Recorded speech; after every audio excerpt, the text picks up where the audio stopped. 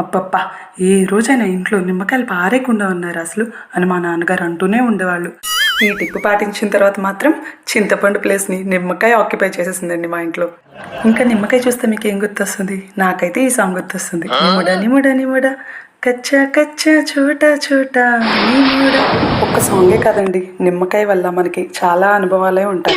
Travel చేసేటప్పుడు smell చూడడానికి, pregnant ఉమెన్కి, జలుబు చేసినప్పుడు సి విటమిన్కి, బ్యూటీకి, ఇన్స్టెంట్ ఎనర్జీ డ్రింక్కి, ఇన్నర్ బాడీ క్లీనింగ్కి, బిర్యానీ తినేటప్పుడు, బిర్యానీ తిన్న తర్వాత ఫింగర్ బాల్కి, అంతెందుకు మనం తిన్న తర్వాత మన ప్లేట్ క్లీన్ చేయడానికి కూడా లెమన్ యూజ్ అవుతుంది కదా.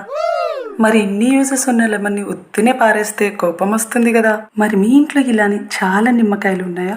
ఏం చేయాలో తెలియట్లేదా? మీ ఇంట్లో నిమ్మకాయ చెట్టు ఉందా? ఆ కాయలన్నీ రాలిపోయి వేస్ట్ అయిపోతున్నాయా? అయితే నేను చెప్పే ఈ సింపుల్ టిప్ ఫాలో అయిపోండి. ఇంకెన్ని నిమ్మకాయలు ఉన్నా సరే మీ ఫ్రిడ్జ్లో నెలల తరబడి స్టోర్ చేసుకోవచ్చు. ఫస్ట్ మనం తీసుకొచ్చిన లెమన్స్ అన్నిటిని ఒక పీట మీద రబ్ చేయాలి.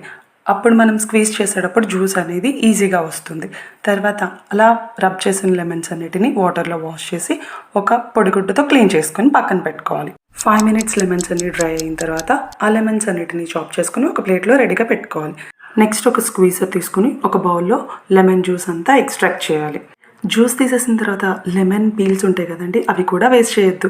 దాని ద్వారా కూడా మనం ఒక రెసిపీ చేయొచ్చు. ఇలా మనం తీసుకున్న లెమన్ జ్యూస్కి ఒక్క చుక్క కూడా వాటర్ కలపకుండా తగినంత సాల్ట్ని వేసి సాల్ట్ మొత్తం మిక్స్ అయ్యే వరకు స్టిర్ చేసుకోవాలండి. ఇలా మిక్స్ చేసుకున్న జ్యూస్ని మనం ఒక గాజు సీసాలో కానీ, వాటర్ బాటిల్లో కానీ, ఎయిర్ టైట్ కంటైనర్లో కానీ స్టోర్ చేసుకోవచ్చు. ఈ జ్యూస్ని రకరకాల రెసిపీస్లో యూజ్ చేసుకోవచ్చు అండి. వీడియో నచ్చితే షేర్ చేయండి, లైక్ చేయండి, కమెంట్ చేయండి. మరిన్ని వీడియోస్ కోసం నా ఛానల్ని సబ్స్క్రైబ్ చేసుకోండి. Thank you.